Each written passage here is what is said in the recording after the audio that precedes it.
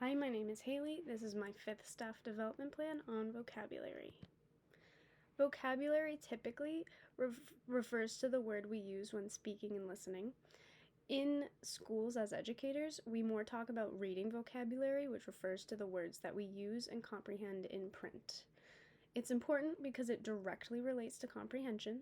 Students with a wide range of vocabulary terms have stronger comprehension skills because the more words that they recognize and recall, the better they understand a passage or text. So their comprehension skills are a whole lot better when they know the words that they are reading.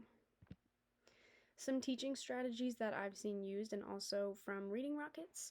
The first one's focus on valuable definitions. So instead of having students immediately go to a dictionary or search up a more academic kind of definition, they'll gain more from learning synonyms, antonyms, examples, and giving definitions in their own words.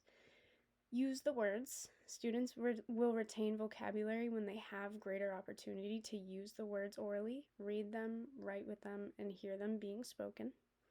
And review. So sometimes students might learn academic vocabulary for a unit and not run into the word for a very long time. It's important to come back to vocabulary and put it into use so that they do retain this knowledge. Encourage students to use old vocabulary words in new writing assignments or put review words on new vocabulary tests. So for the group activity, I would have the teachers work with grade level teams to practice the usage of assigned vocabulary words. The next slide has a bit more direction. Each person completes one task, and as a group, you'll turn and talk and share responses. So these are the vocab words that the grade levels would have. Of course, if you're doing this with students, you won't give a first grader the word copious, but for adults, these are the words that I chose. So each person is going to complete one task, and then you'll turn and share your responses. So there's dictionary definition, your own definition, find a synonym and an antonym, and then use it in a sentence. With activities like these, students will be more engaged with the vocabulary words since they're actively working with them, and they'll retain them for longer. This directly moves into assessment.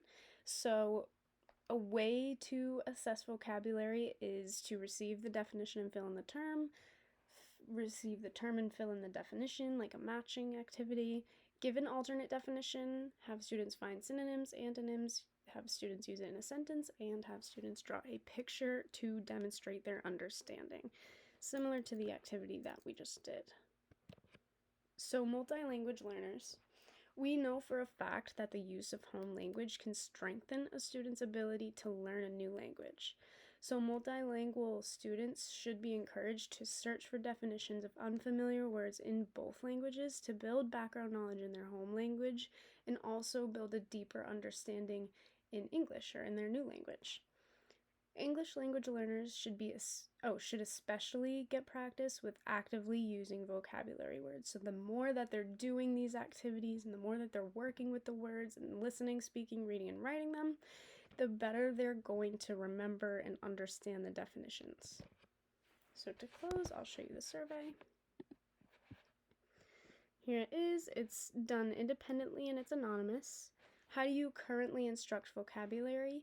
In my curriculum wonders, we get about 6 to 8 vocabulary terms each week, and the students read stories multiple times using the words in different ways, and then they have different activities where they fill out definitions, they draw pictures, a lot of the strategies that we talked about earlier.